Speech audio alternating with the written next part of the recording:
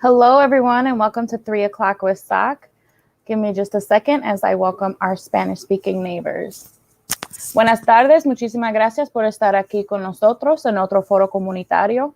Como siempre, ustedes pueden escucharnos en español a través de una llamada de conferencia y el número que hay que marcar es 646-749-3122 y el código para entrar es 779-328-221. Please also remember that you can always access these live forums after the fact because we upload them to our Facebook page and our YouTube page. So you will always be able to access them in English and then dubbed over in Spanish afterwards. And those are available here on our Facebook page and our YouTube page as well. Also, keep in mind that you can access us in many ways on different platforms, except in person, as we are trying to continue to stay safe during this pandemic. But you can give us a call always at 414-672-8090. You can email us at soc@socmilwaukee.org, or you can check out our website where lots of information is always there for you all, whether it's about coronavirus, whether it's about civic stuff, the census, voting, all kinds of options and info on there for you at socmilwaukee.org. Also, that something that we always have in our comments for you to click on is our SOC survey. So we have our SOC survey available for you to provide us feedback. Let us know what's working for you. Let us know what you would like to see. Let us know anything that you have for us. We always want to make this forum as useful and as important as it can be for all of you. So let us know your thoughts on that and fill out that survey. All of SOC staff is working virtually from home. As I mentioned, we're trying to stay safe during this continued pandemic that is still very real and spiking in a lot of different places in Wisconsin still. So we are working virtually from home, and that's why you don't see us wearing masks. If we were to be at the office, we would absolutely be complying with the mask ordinance and be staying safe in that office setting with our masks. But I'm just at home, so I'm not wearing my mask today. Tell us who's here today. How is everybody? Give us a little heart, a little smiley face. Just say hi. We can see how many people are watching, but we can't see who specifically. So please just give us a comment so we know you're there and so we can shout you out. And feel free to ask questions throughout the entire forum. That's why we're here, and we are looking at the comments all the time to make sure that your questions are getting answered. We're here for you all. So whatever questions you have, ask them. Even if you don't have a question, say hi, give us a little smiley face. We would love to know who's here. And just to get some love in on our comment section. And then finally, just a quick disclaimer, the views and opinions shared today do not necessarily reflect those of SOC. And as you all know, we have to give that disclaimer just because we have certain waters we can swim in and certain waters we can't, as Tammy always says. So just please keep that in mind moving forward. And as we talk with our guest. So again, well, I actually haven't introduced myself yet. So I'm Gabe Charles. I'm the Civic Engagement Manager for the Southside Organizing Center. Always so happy to be here with all of you. Today is Civic Engagement Day. As we've talked about in the last couple of weeks, we are re-strategizing the forum, and today is the day designated and dedicated to civic engagement. And today that's going to be talking about the city budget. For those of you that were able to tune in, there was a preliminary budget hearing last week. And so I just thought it would be really great to talk about what the budget process looks like overall, what are the different dates that we have to keep in mind moving forward in this budget season, and what are some tools that are available for everybody to use to explore the budget a little more and understand more about it. So I was able to do an interview, a pre-recorded interview with Devin Anderson with Devin Anderson from the African American Roundtable, where we talked about the budget and those things that I just mentioned. And then just looking at the rest of the week, next Monday for Civic Engagement Day, we will actually have off because of Labor Day.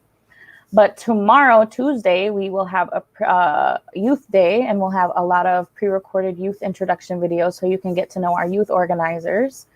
Wednesday, we will have Voces de la Frontera on with us, Mario Ramirez, who is the workers' rights organizer.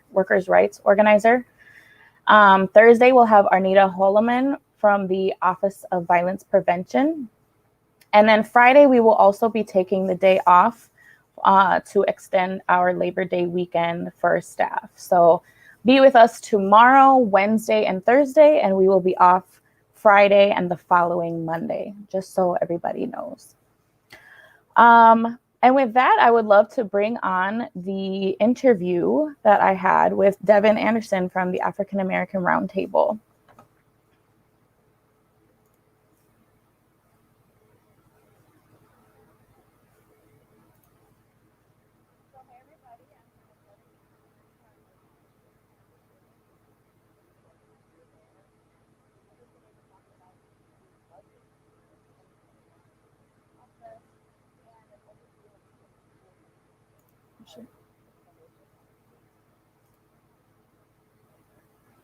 So I'm going to do that again because I think I forgot to share my audio also. So give me just a quick second. Yeah, I forgot to click the share audio. We should be good now. Sorry about that, everybody. So hey, everybody, I'm here with Devin Anderson from the African American Roundtable. He is the lead organizer there, and he's with us today to talk about the budget for 2021 and just the process and an overview of some of the tools that have been created to help the public get more engaged in the process. So Devin, thank you so much for being with us. We're really glad. You've been on with us before also, so we always love to have repeat guests who are just as committed to making sure public get information about these important topics as we are. So thank you so much. Yeah, no, thank you as always for having me. And I think this moment, it's important. I think like we talk about in these moments like this, we say budgets are moral documents. And let's also highlight budgets and city budgets are the people's money. And so we're living in a time where just a short drive, a 45-minute drive south in Kenosha, we're seeing what's happening. We've seen Jacob Blake be shot 7 times in the back by police. We've then seen the police allow, because that's what we have. That's like we have to name it as it is and say allow a 17-year-old person to kill 2 people and injure a third. In these collaborations, we have to like make a line because we know what happened in Kenosha could easily happen in Milwaukee, and we have the names to prove that. Andre Hamilton, Will Smith, and now Joe Acevedo. Absolutely. And so as we talk about this budget, and as we talk about the tools, it's important for us to understand those things and understand that we're living in a city that decides every year after year to spend 46% plus of the people's money on policing. And we know that policing is unequal. It's inherent and it can't be equal. And so that's why the work that we're doing with Liberate MKE, trying to redefine that relationship and to educate people about the budget, but also about this institution of policing that gets about $300 million a year, and let them know that like we see another vision for what our communities can look like. So that's why we're calling for a $75 million divestment from policing and put that money into programs that provide true safety, into affordable quality housing, into young people, into other forms to make sure people's needs are met in terms of mental health. Right. And we wholeheartedly believe that by making those changes, we're putting forward the most positive version of what our community can be. I think sometimes when we like, and I said this last time I was on, and I'm not, but I think sometimes people get caught up about defund police, but it's also about building the communities we deserve. So I know many folks, they probably have an abandoned house down the street. They probably have they probably don't know what, like, right, we lived through COVID. They don't have a park or anywhere to send their people. We're saying let's move that money, let's take that money from an institution that's shown for Black and brown people to be vicious and violent. Let's move that money into the programs, that meet people's basic needs. And I'll get into like sort of where we are today. And so the budget happens every year, obviously, and the budget's an all year thing. And I'm going to share my screen right now and walk us through a bit of the timeline for the budget. Perfect. So let's share. Oh, well, maybe I won't. But it happens every year, and we know that every year our priorities and our needs are not always prioritized. The people's needs are not always prioritized, and instead we prioritize policing, and we're trying to change that. And so I'm going to share. Here, I have the perfect, calendar up perfect. for you to see if you want to just talk about that. Yeah. So like I said, it starts in mid-March, where folks submit, each department submits its budget requests. And this year, I think the police requested about $316 million. Let's juxtapose that to public health, because we're also living through COVID. And it only requested about $15 million. So that's a huge gap already. And so then from there, the budget office sort of crunches the numbers and like tries to figure out like the projected amount of revenue. So basically like how much the budget will be. And so then what just happened last week is the mayor has his preliminary budget hearing where he gives some preliminary remarks and then he hears from people. And overwhelmingly the people said we have to be moving money away from policing into institutions, into programs that actually produce safety. So at the end of September, so I think this year it's September 22nd, the mayor will present his budget to the Common Council, or the legislative body, to the alder people in the city. And so after he does that, it goes into like the Common Council then is deliberating that budget. And the Common Council also holds a public hearing where folks, residents, everyday people can come and speak and decide and tell them where they want the money to be moved. And so that's, I believe, it says in early October. And what happens as well during October is all the different departments go before the finance committee within the Common Council and talk about why they requested it and like talk about their budget. And so then the end of October and the first week of November, that's when the budget is actually decided. That's when they actually vote on the 2021 budget for the next year. So we're right in the middle of the budget process, and there's still time for folks to engage in this process and tell the city where they want money to be moving. Can you scroll down, please? Yeah, so I have this one as well. They're like just images of the graphic.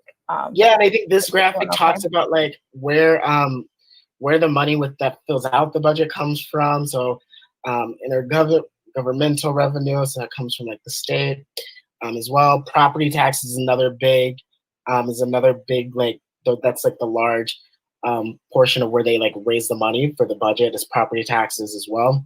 And then you can see like sort of the rest of them as well. Right.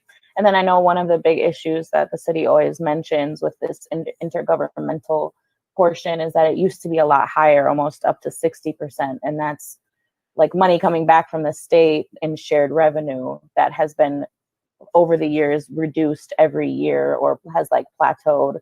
So we're losing a lot in revenue from just that reduction in shared revenue that comes from the state. And then there's this one where it then talks about where the money goes. Yeah, and so like we can see 45.4% of the budget goes to police. Right. Let's just think about that. And just 2.2% goes to the health department. Think about that as we've lived through COVID-19. I know like I personally was impacted by COVID-19. Like I had it, like my whole family. Think about that. Yeah. But while folks are suffering from COVID-19, our city continues to prioritize criminalizing people. And we've seen the data.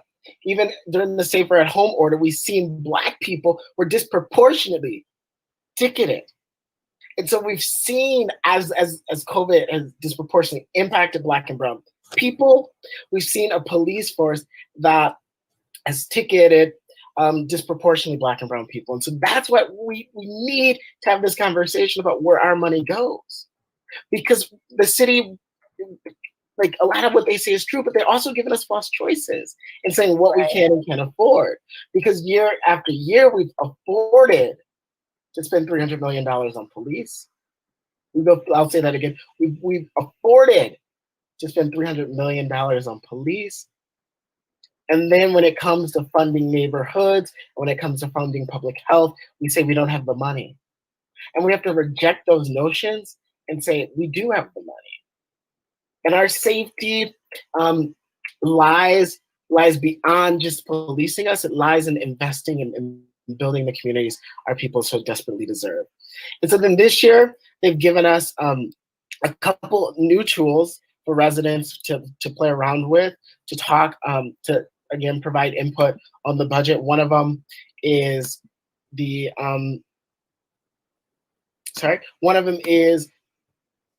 build your own budget tool, which other cities have used and has been effective. And the survey as well. I'm going to share that right now. Cool. So the balancing act tool. And I'll just like walk through this one quickly. And I also want to reject, like we have to reject and always be talking about the language they're using. So you can see here, the biggest line item,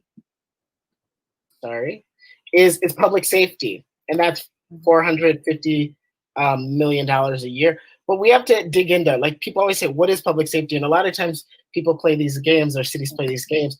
And wait, before you even go into that, do you mind scrolling up a little bit and just showing like, okay, it says we're in deficit right now. So this is like what the city has gotten from each department has left us in like this deficit, that the expenses that we are planning for 2021 are exceeding what we're going to be getting in revenue, right? Like, yeah. Allegedly.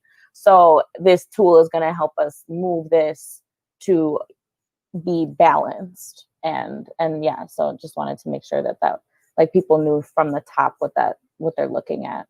But yeah, please. Yeah, so they're saying, like all the departmental requests exceeds the amount of revenue we're getting. So we're already starting in deficit. Right. And I think that they're giving us these ideas because one of the ideas they're going to propose instead is a sales tax. Mm-hmm. And we know sales tax disproportionately impact poor people because they're paying right. And so we have to reject some of those things. And so like I was saying with the public safety, cities love to combine the police and fire departments for public safety, even though not many people have that many problems with the fire department, but they try to play this game. Like public safety is the biggest driver of expenses in the city. And we know within public safety, it's policing. So if we look at the police budget, that's $315.9 million what they're requesting versus fire, which is only at 128. And again, I think they're giving us, so they give us these prompts to like figure out like how do we want to cut? And I think again, they're not fully painting the picture and letting people determine exactly where they want, because this is limiting. Like right. even if we cut, do not fund any new police recruits, that's only saving us $4 million. And our demand, the roundtable's demand, is way more than $4 million. Right. We're demanding a $75 million divestment. Mm-hmm. So that's one example. So it's like, yeah, you're right. They're just trying to get us like, what do we want to cut to be able to meet this moment versus what do we want to build? Just because we're living in this moment where they say we're in deficit doesn't mean we don't have room or space to build something new, build new systems, build new programs that our people deserve. Mm-hmm. Like I said, they're giving us these false choices because we've always afforded spending $300 million on police. Yeah. We've always afforded that, and now we're out of money. We're saying let's do something different, and we can still build it. It's not just about us wanting to take money from police. It's about us wanting to build as well off of it. Yeah, and I know I watched the Facebook Live that Metcalf Park did, and they also, and I definitely mirror the concerns and limitations they talked about with this survey, is that there's no space to enter in like other, right? And same with this balancing act or with the survey, there's no space for you to say, okay, I think this is directly where the money should go. Like, so say, for example, you went up to police or public safety, right? And you reduced it by 75 million, like Liberate MKE wants to, is pushing to. So if you like reduce that, it will then put us in a surplus. But then with that surplus, I can't go down to the health department, for example, and indicate I want that to go directly to the Office of Violence Prevention, for example. Because if we value prevention as reducing these high crime rates that they say Milwaukee is experiencing, especially violent crime, then we should be able to indicate, okay, if we have a surplus, then where do I want that to go? But it doesn't allow us to specifically put that into Office of Violence Prevention, for example. Yeah, and I think the balancing act, it's basically asking, like, we don't have the money, where do you want us to cut? And we have to reject that notion on its head and say, we do have the money, we want you to take it from the police, and we want you to build into this. Because that's what our residents have been asking for. That's when we've talked to people throughout this like whole campaign, our people have said time and time again, we want money invested in affordable housing, we want money invested into our young people, we want money invested in prevention. So that's what our people have said. You just because you don't agree with it, just because it doesn't fit within your what you think is right, doesn't mean that's not what people are saying. And so then they have one other tool that I just wanted to highlight as well. And they do, and I'll talk about it briefly. And they do have this one available in Spanish and in Hmong. So it's pretty cool to see that. But this other tool is a budgeting survey. And again, some of the questions as we've talked about with, so yeah, like I said, it asks them like fairly, do you want it in Spanish or Hmong? Are you a resident? Yeah. Then it asks like for your zip code. I'll just type in 526. Next question. It asks for email address if you want. And then I'll just walk through a couple of the questions. It asks like how familiar you are with the budget. And like I think like one of the things they could do better at is doing the education. And then this one asks like, if you had $100, what are the programs you'd spend it in? And so it's not great because it doesn't give us exactly the space to imagine exactly where we want it. But let's say like your kids love the libraries, and we see based on the budget right now, the library is about 3%. Let's say you want the library to get more because you want them to have longer hours. You can say, actually, I think the library should get a much bigger percent of the budget because I want them to be open longer hours. And I know for a fact when I've been at the libraries, it's never been a day when the library was closing and it was empty. It's always like, oh, we're closing, you have to get off the internet. Right. Oh, we're closing, it's time to go. Let's say you want more money into violence prevention or into COVID prevention and things like that, and we see the health department only getting 2%. We can say that we want 20% of our money, of our tax dollars, to go to the health department. Because that's the need right now. Let's say you want fire department to maintain its services. You can put them at 20%. Let's say you think like our neighborhoods, we need neighborhoods a lot more. We need to be building our neighborhoods a lot more because they only have 3%. Let's say you want them at 15%. You can move it there. Right.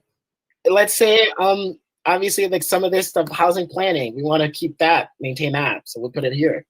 So already, just by increasing the programs, we're rejecting the notion that police deserve 45% of our budget. By saying we want money, we think other things that we have the opportunity and to build that are more important than just continuing to fund a police force that comes after the fact. We can reject that here and go to the next one.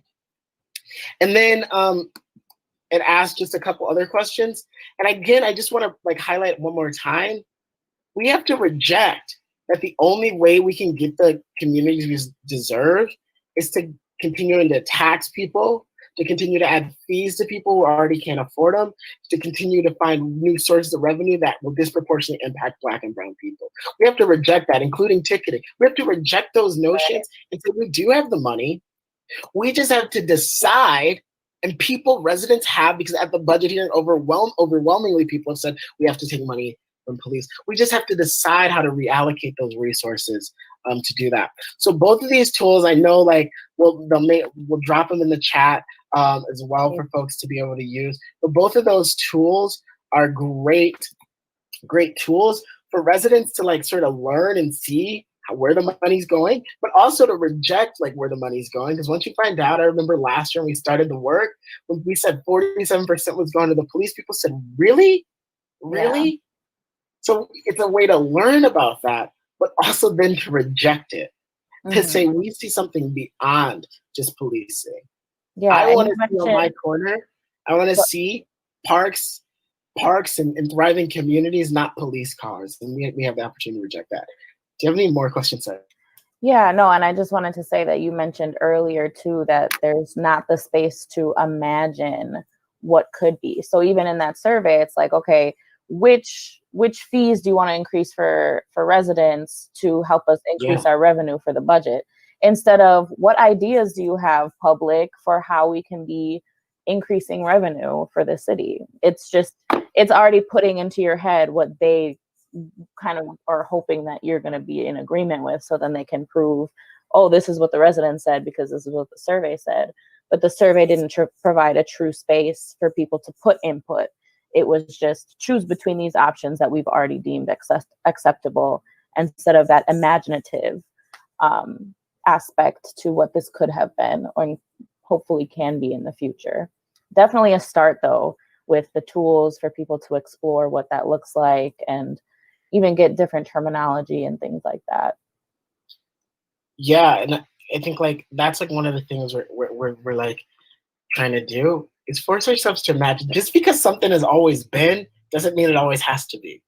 Exactly. Like, just because we've always decided to put money into policing doesn't mean we always have to. Just because we've always lived in neighborhoods that have been over police doesn't mean we always have to. Right. Just because something doesn't exist doesn't mean it can't exist. Just because we don't have this really dope program that we've seen in other cities be successful doesn't mean we can't get it. We can't build it. And just because like this program has never been envisioned or talked about doesn't mean it isn't possible. And so one of the things like we keep saying is like, this is our money that we're putting in, and we have to reject where they're spending it and how they're spending it. I think my friend talked about they're spending our money to kill us and to harm us. Yeah. We have to name that very specifically so we can say like, we also can spend our money to build the neighborhoods we deserve, to build the communities that we deserve, to be in better relationship with each other, to just imagine something different and better. And I think like that's what's super excited about this moment. And that's why we're trying to mobilize and engage as many people to come join our fight. Join our fight. We're living through this. We're seeing, we can draw lines from Louisville to Minneapolis to Kenosha to Milwaukee. And we've seen police brutality and the police killing our people across this country. And we have a chance right now and every year, because the budget is every year, to fight for something different, to say we no longer want our money spent and used against us. Mm-hmm. We want our money being used to build the neighborhoods and the communities we deserve. Yeah. Well, thank you so much for being with us. Can you let us know, so obviously there's these tools that we have that the public can look through and residents can start exploring. Obviously, always be in touch with your alderperson to let them know what you value and what you think should happen with the budget, because they are going to be the people to approve it as we discussed when we talked about the overview process of the budget. But what else can residents be doing to make their voice heard and be a part of this process and being residents, like you said, like always in conversation, you do the tools, always be in conversation with your older people, but also start to build power with your residents and have some of these tough conversations with them. Mm-hmm. Because I think one of the things we found is that when people actually look at the budget and see it, they're always surprised by it. So we need to continue to raise awareness that this is our money and that we don't like the way it's being used, and we can imagine something different. So just continue that and just stay connected. Follow us. Our Facebook is the African American Civic Engagement Roundtable page. We post really good graphics and updates about where we are in the process as well, as we continue this fight in the budget season. Definitely. And they are tagged in the comments as well, so you all can just click on their page and give them a follow on Facebook. Devin, thank you so much for being with us, and I'm sure you'll be on again with us in the future, but really grateful for your time and for all the work that's being done. Yeah, thank you so much. Thanks, Gabe. Thanks, SOC. Shout out to Tammy. Shout out to the team over there. Thank you. Thanks.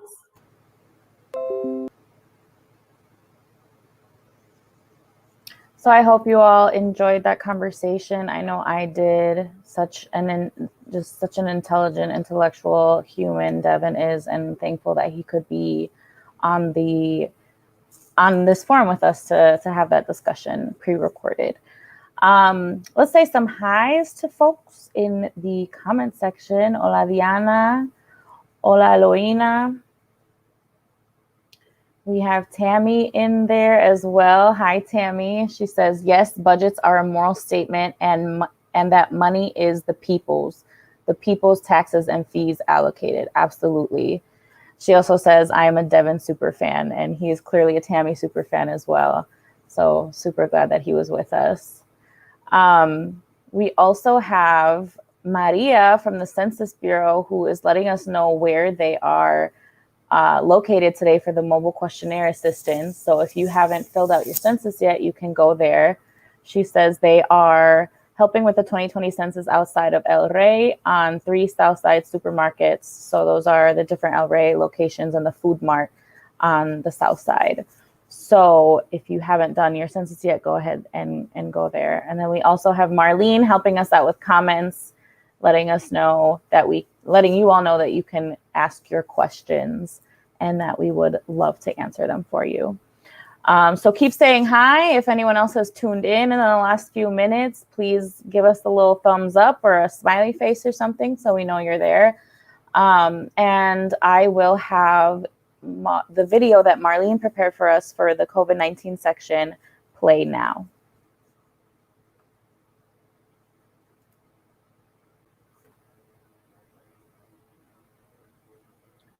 Hello everyone. So today I will be talking about Back to School 101, what Milwaukee parents and students need to know. The first question I have is, how can students get the technology for online schooling? MPS will distribute free Chromebooks and Wi-Fi hotspots for all public school students. Private and charter schools are also distributing technology to families who need it. If you don't know when or where to pick up your technology, call your school to get the details.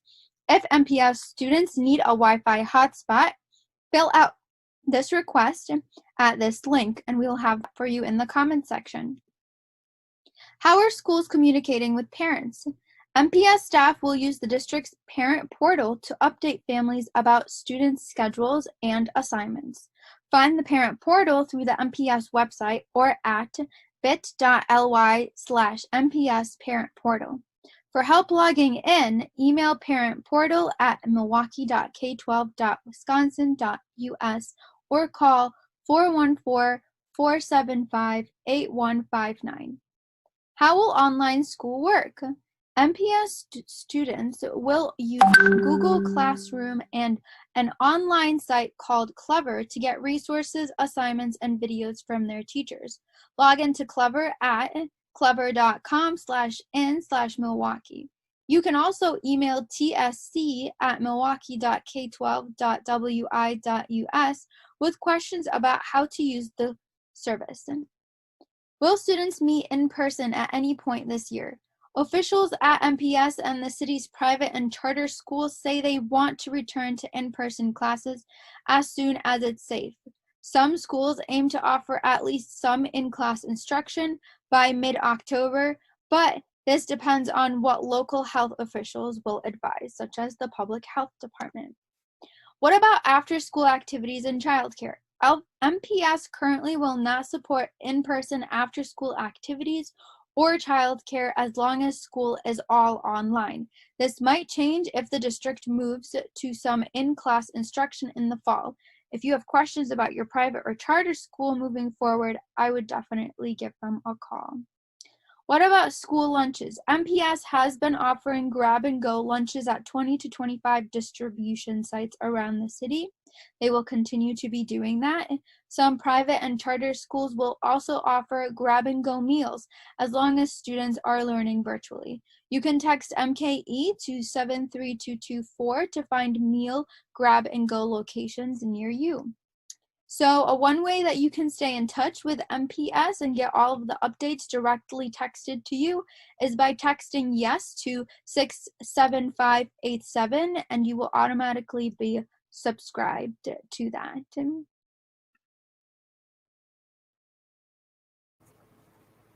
Thank you so much for that, Marlene. I know that is on a lot of parents' mind looking towards this next school year, and always important to have that information. So thank you so much. And all of that information is also shared in the comments. So if you didn't catch it, it is there for all of you.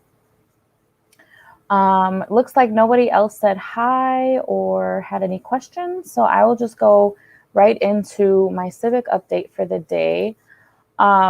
So last week we had Governor Evers sign an executive order that would call for a special legislative session to discuss different bills and legislation surrounding police accountability and transparency that I've talked about. I talked about a while ago, but because of how the legislature has been comporting itself, we knew that they wouldn't be talked about for a while. So he called for a special legislative session, hoping that the House and the Senate would meet to discuss this legislation. That was supposed to happen today, but like many other sessions that have been happening these last few months, it ended after seconds, and the leaders did not commit to meeting anytime soon to actually discuss this legislation. And this would have been to discuss the legislation that would ban police chokeholds. It would ban no-knock warrants. It would make it harder for overly aggressive officers to move from one police agency to another, so their records would be made more public and transparent.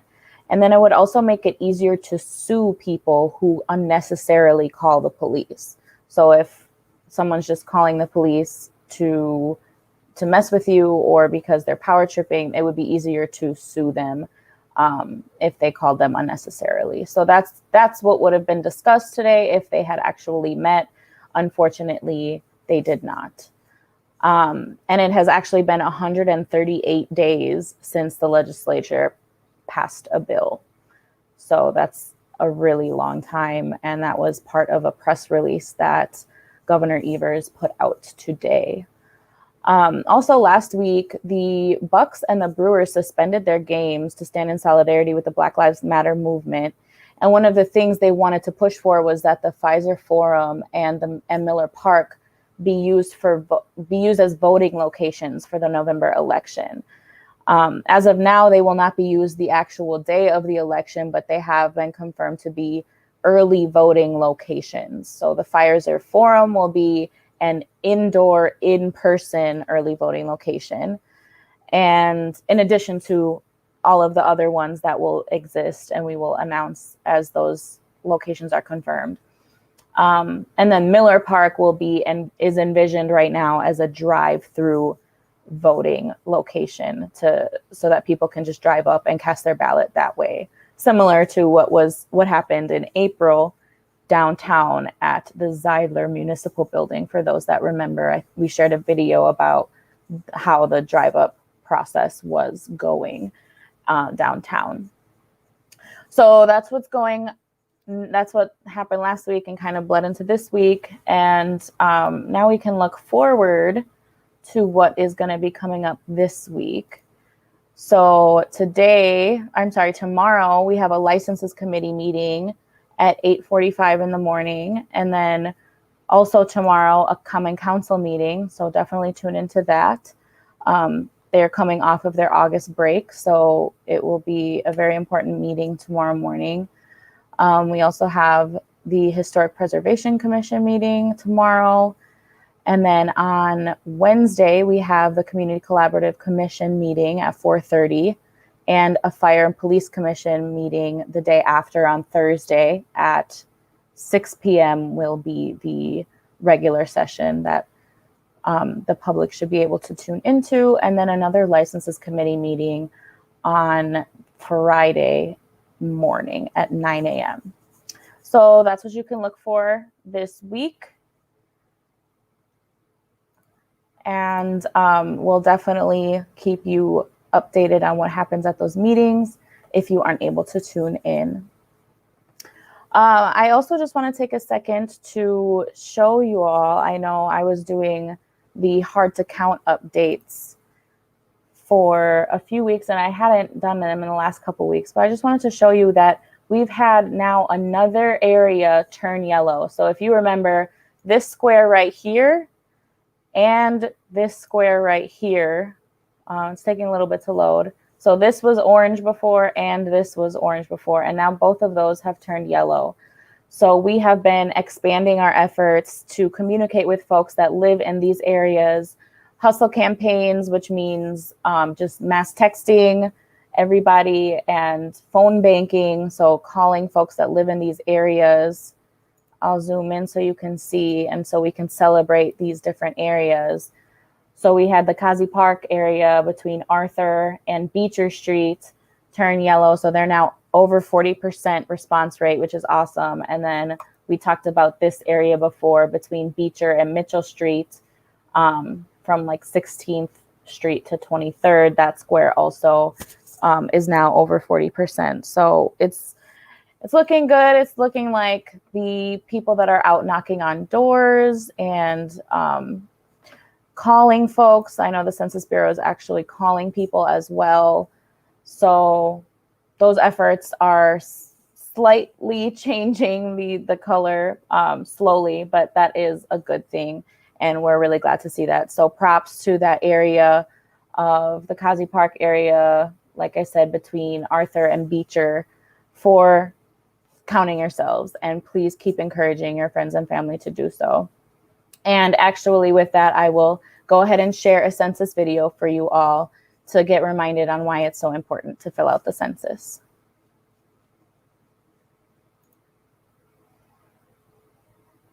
Hey mom, dad, abuelita, tío, I look to you to protect my future.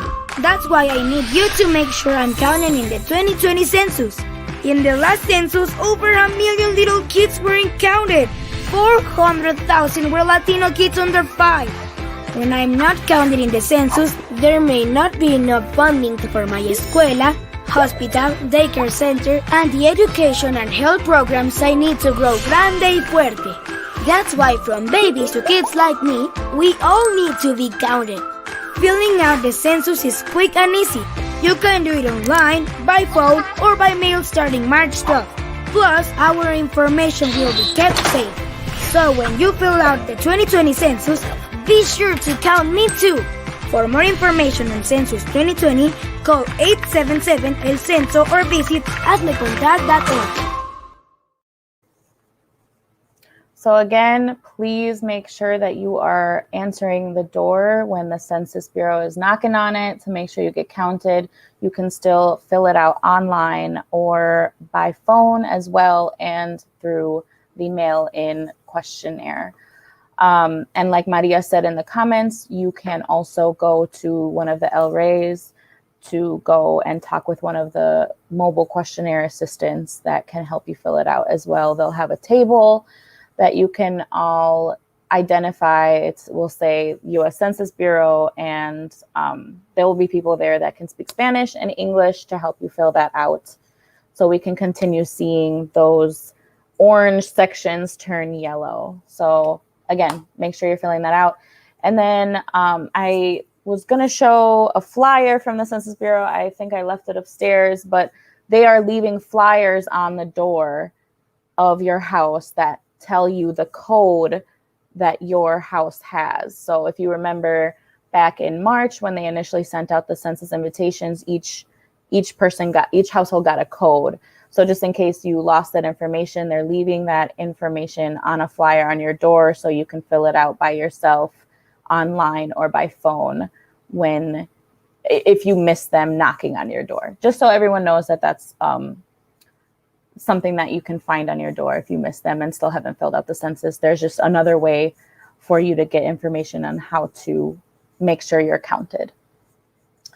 Let's see if there's any other comments. If not, we're going to go ahead and have our survey promo video play.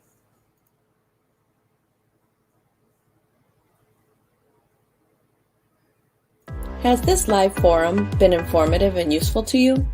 What part of the forum could be improved or changed to make it better? Please take a quick survey that's located in the comments section so that we can keep 3 o'clock with SOC going for residents. Thank you for tuning in.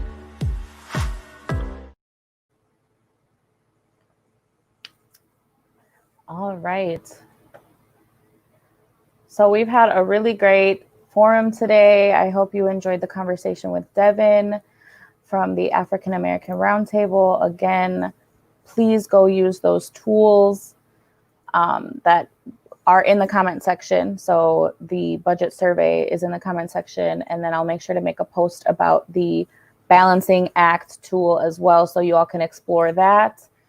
And then keep in mind, tomorrow we are going to have our youth on the forum. They're going to introduce themselves so you can get to know some of our youth organizers who have been killing it these last few months. Then Wednesday, we are going to have Voces de la Frontera for our Spanish Forum Day with Mario Ramirez, who is a workers' rights organizer. Thursday, then, with Marlene, will be Arnita Holloman with the Office of Violence Prevention. Because remember, Wednesday's our Spanish Forum, Thursday's our COVID-19 dedicated forum. And then this Friday, we will not be having a forum because we are going to take off for the Labor Day weekend. So then Monday as well, we will not have a forum. So just keep that in mind. But definitely tune in these next few days because we're gonna have some really great guests for you all. And as always, we are wanting to express the solidarity that we have with protesters and families who have been affected by police brutality. Sending all kinds of love to folks that are still in Kenosha protesting and to those who traveled all the way to DC to represent Milwaukee there. And then our thoughts and prayers are with those who are impacted by C-19, especially those who have experienced illness and death due to COVID-19. So sending love to all people out there. And we will leave you with a funder and partner thank you video. Hello, SOC viewers. I'm Isabel from the Polonia neighborhood and 2020 graduate from Zablocki Elementary. We would like to thank everyone for supporting our 3 o'clock with SOC live show and for completing our SOC survey. In addition to thanking our residents for tuning in and sharing our show, we would also like to thank the following sponsors: Wisconsin Voices, Community Development Block Grants, Neo-Philanthropy State Infrastructure Fund, Movement Voter Project, Catholic Campaign for Human Development, Zilber Foundation, City of Milwaukee Office of Violence Prevention, Tides Foundation, City of Milwaukee Promise Zones, all the faithful individuals who support SOC through their personal donations. Thank you.